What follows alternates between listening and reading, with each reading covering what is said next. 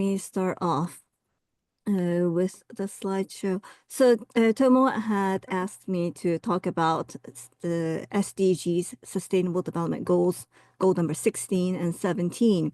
The goal itself consists of 17 altogether.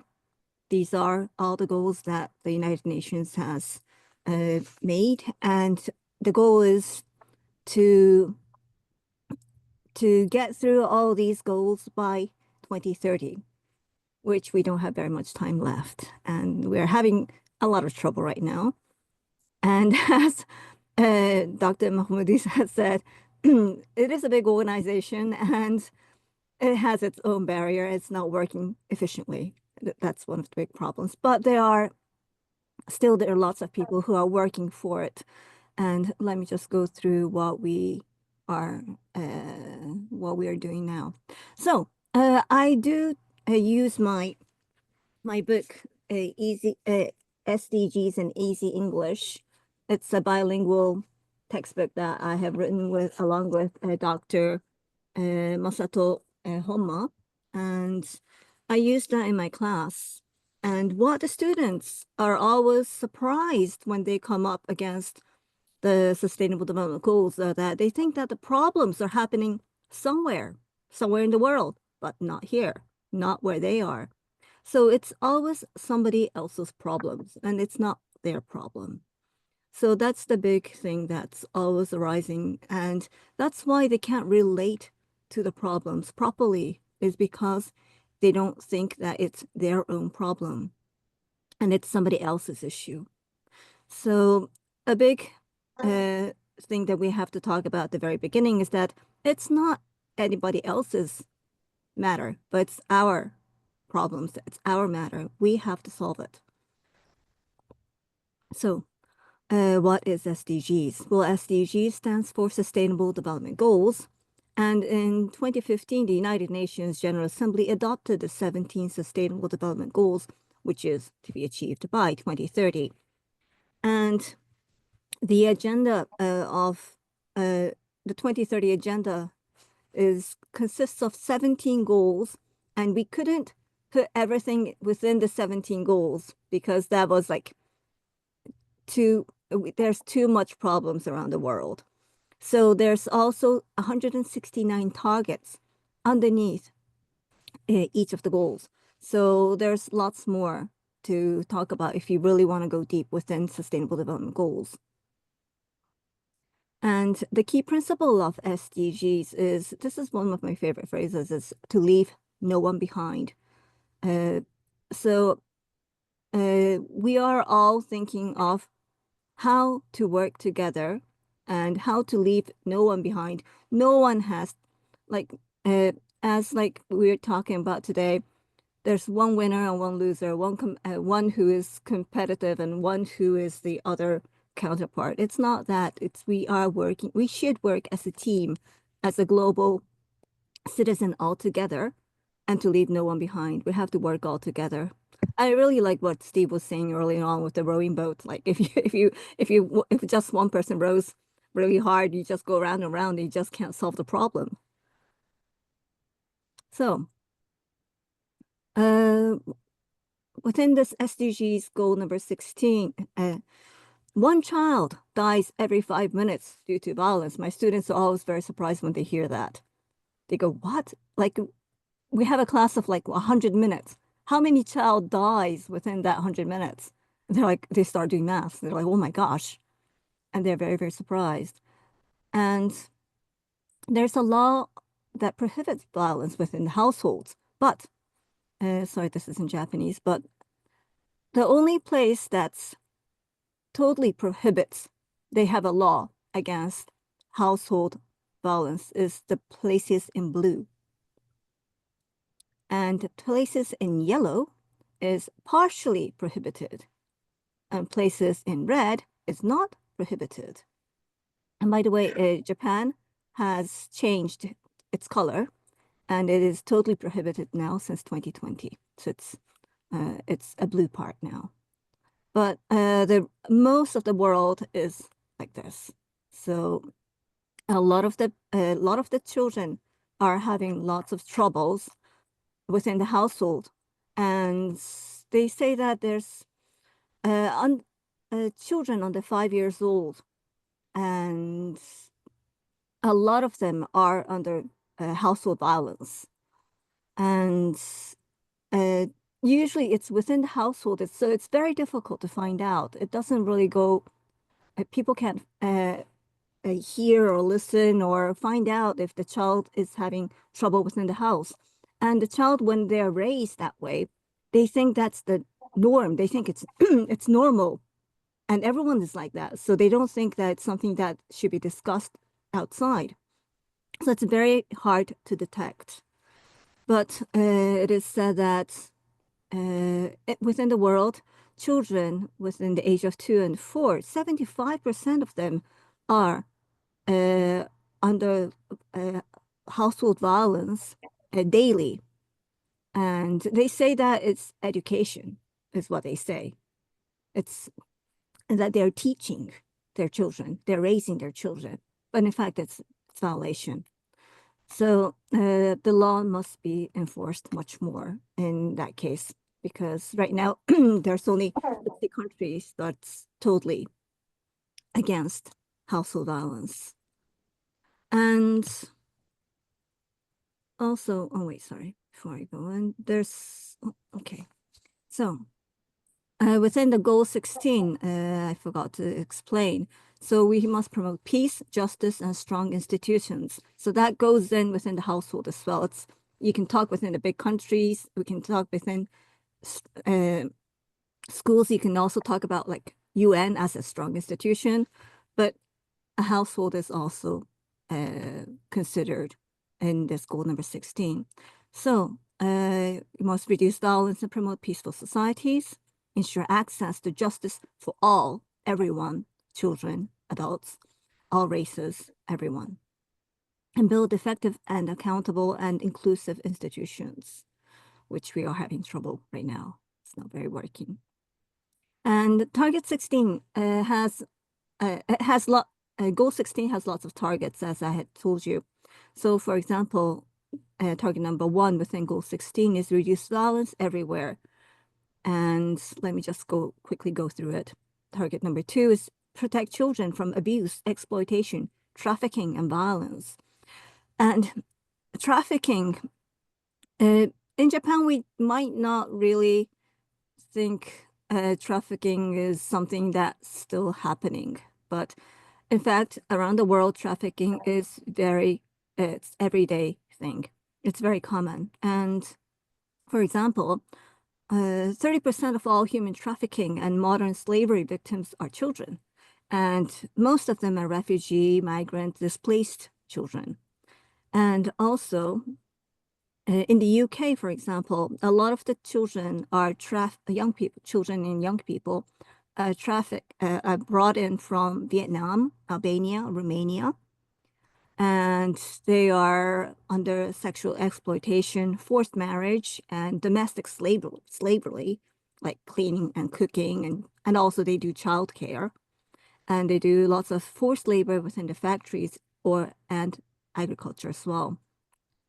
And sometimes they're also used to commit crimes like theft, or they're made to beg on the streets, or they are making drugs or selling them.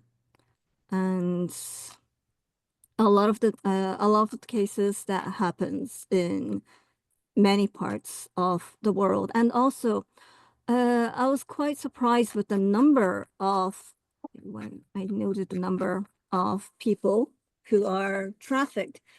According to the USA, they have done some studies, and they found that there are 1 million human trafficking victims in the US. The 1 million people are under that kind of situation. And also, according to the US, 13,000 in the UK. So in the States, there are loads more people who are used that way. So there are lots of children that we must be protected. And also target 3 is promote and rule the law of ensure equal access to justice. Four is illicit financial and arms flows by 2030. So this has to be stopped as well.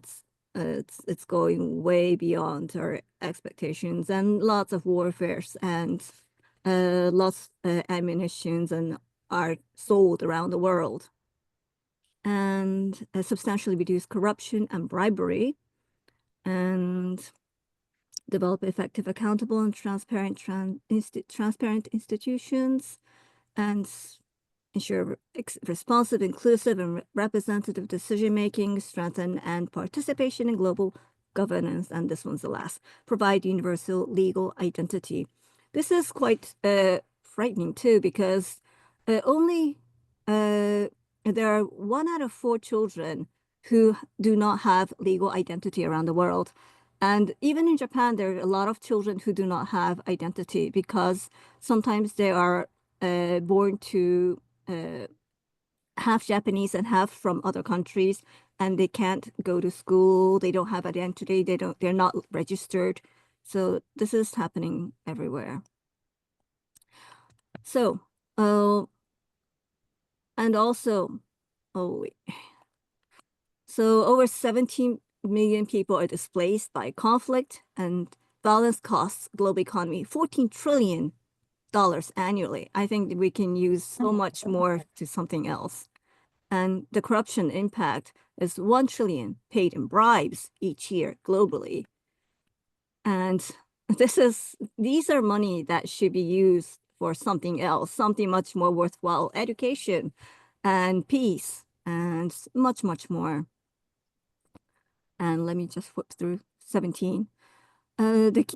It's partnership for the goals, and the key objective is to enhance global partnerships for sustainable development and increase financial resources for developing countries, promote technology, transfer, and capacity building. So a lot of those money that we talked about earlier could have been used for capacity building and education and helping people come out of their poverty, but it's still not working. But we are thinking that collaboration is essential to tackle this complex global challenges, because no country can achieve this SDGs by itself.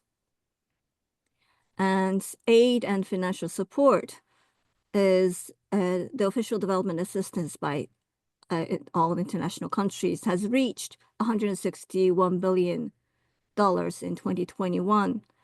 But still, 2.7 billion people still lack access to internet, and it limits their opportunities. They have trade inequalities, etc.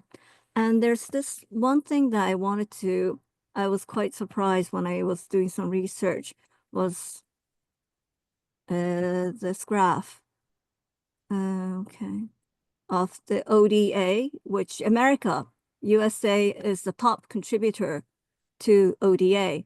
So this is the donor country's total development spending. So United States comes top, and next is Germany, and third is Japan, and fourth is United Kingdom.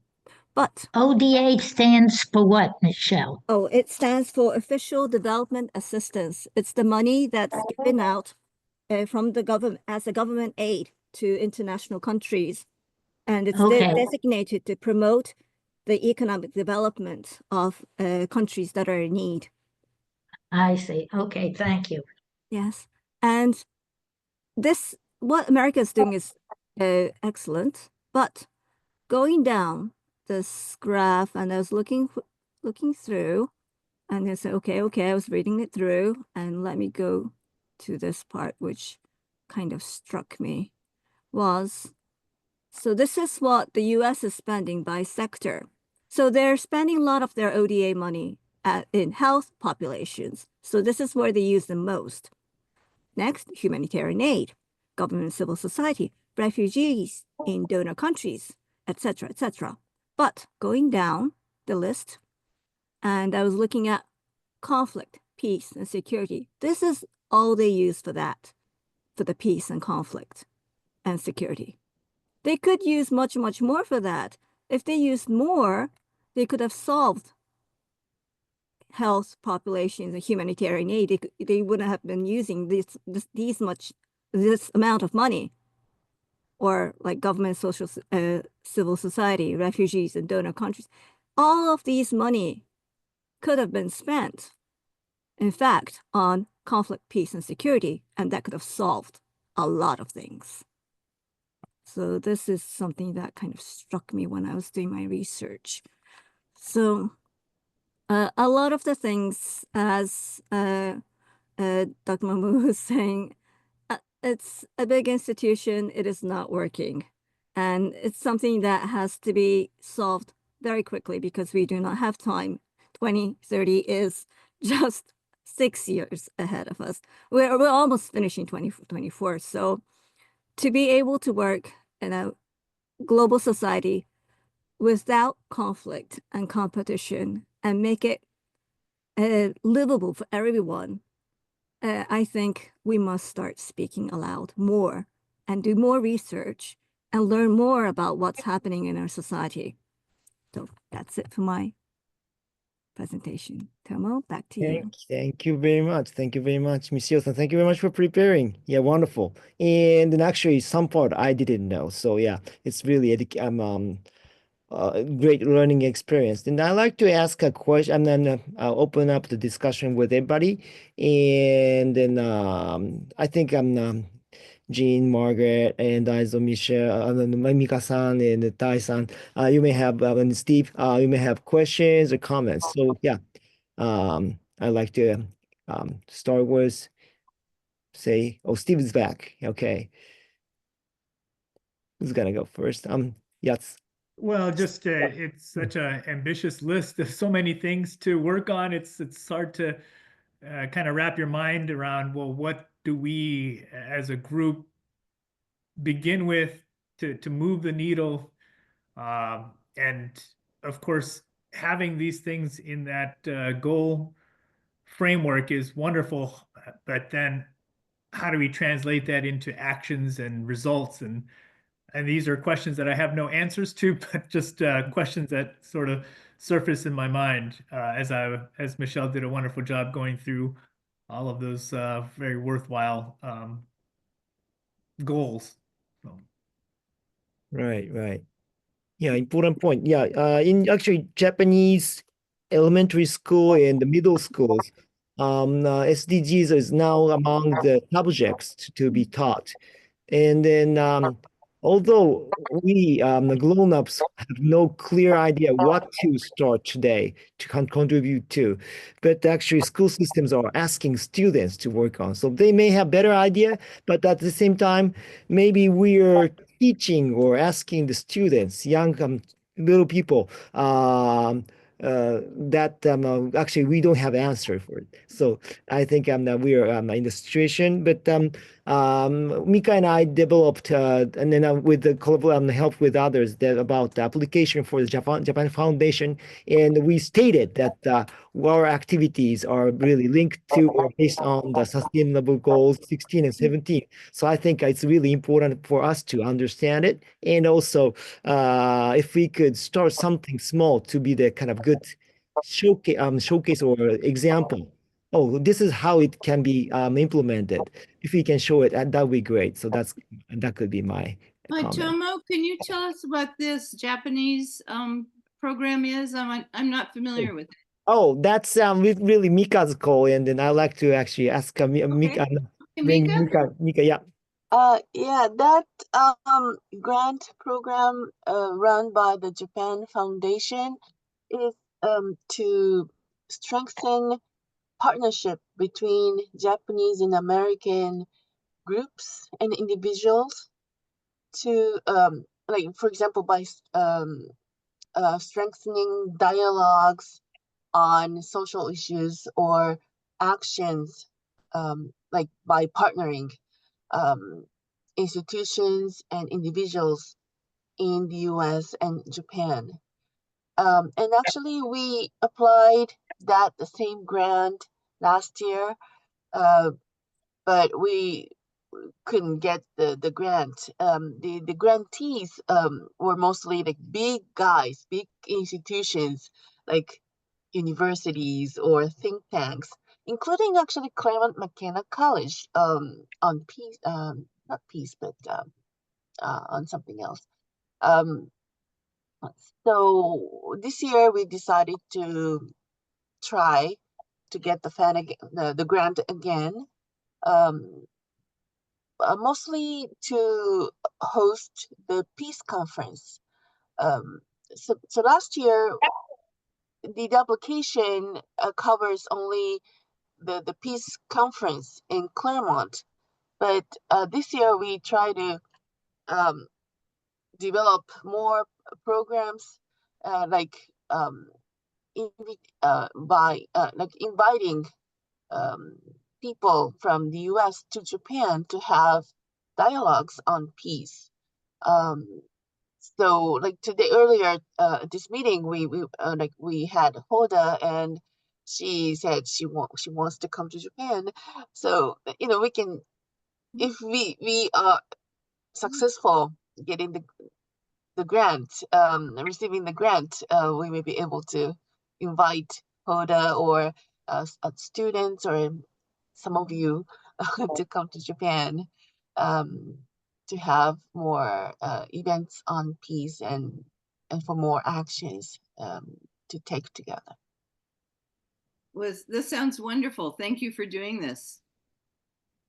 Yeah, so without that, we've been really supported from Margaret, Jean, and then our friends. Yeah, but it's not the kind of we have to. What we are doing is, I think, we believe it's worth supported by the broader supporters. So then we applied again. So that's what happened. So Good luck. When will you find out? April, Oh, April, March or April. Mhm. Yeah. all right. Let us know. Is it something we could read your proposition for the grant? That's only in Japanese. But All right. nowadays, with the artificial intelligence support, we could, just automatically, click. That's okay. You expressed yourself beautifully. Thank you. So, can I just add one thing? Yep.